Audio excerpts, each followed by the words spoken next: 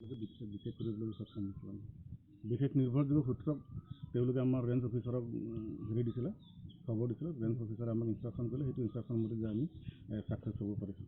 কিমান পিছ হ'ব?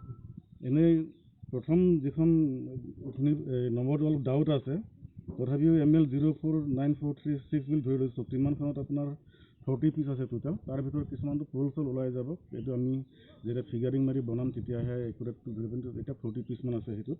আৰু ছেকেণ্ডটো আছে আমাৰ ML 045662, এইটো S4 হিল, সেইখনত আপোনাৰ 32 পিচেছ আছে। তাৰপিছত আৰু ৰাতি 11:30 মানত আৰু এখন বলেৰো পিক আপ আমি ধৰিবলৈ সক্ষম হৈছিলোঁ ইংলেণ্ড গাঁৱত। তেতিয়া সেইখনত গোটেইখিনি ফান্তাই আছে। এই তিনিখন টোটেলি আমি কালি দিনৰ ভাগত 2টা ধৰিলোঁ, ৰাতি 1টা ধৰিলোঁ, 3খন ধৰিছোঁ আমি। মাৰ্কেট ভেলু কিমানমান হ'ব?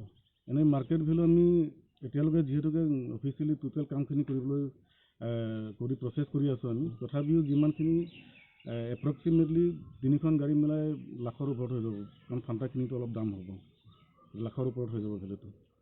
আপোনালোকে য'ত নেকি ডিটেইন কৰিছে, মেঘালয়ৰ পৰা কিমান দূৰ? সেইখিনিৰ পৰা ধৰি লওক 10-12 কিলোমিটাৰ তেনেকৈ এটা ডিষ্টেঞ্চ থাকি যাব।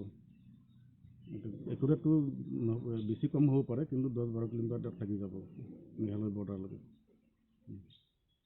গতিকে আপোনালোকৰ থ্ৰুদি মই আকৌ আজিও সেইখিনি এৰিয়াৰ মানুহখিনিক মই অনুৰোধ কৰিছোঁ, আপোনালোকে আমাৰ এই সেউজী শ্যামলা ধুনীয়া কাৰ্বি আংলংখনক যাতে আপোনালোকে বিকৃতি নকৰে, যাতে মৰুভূমিত পৰিণত নকৰে। গতিকে আজিৰ প্ৰজন্মই যদি আমি চিন্তা নকৰোঁ, অহাকালি পৰহি কিন্তু চিন্তা কৰিব আমি সময় নাপাম, তেতিয়া আমাৰ সময় পাৰ হৈ যাব। গতিকে যিসকল বৃত্তি তাত জড়িত হৈ আছে, মই বিনম্ৰ অনুৰোধ কৰিছোঁ আপোনালোকে এই বৃত্তিটো এৰি দিয়ক। ইয়াৰ বাহিৰেও আৰু বহুত কাম আছে। Thank U.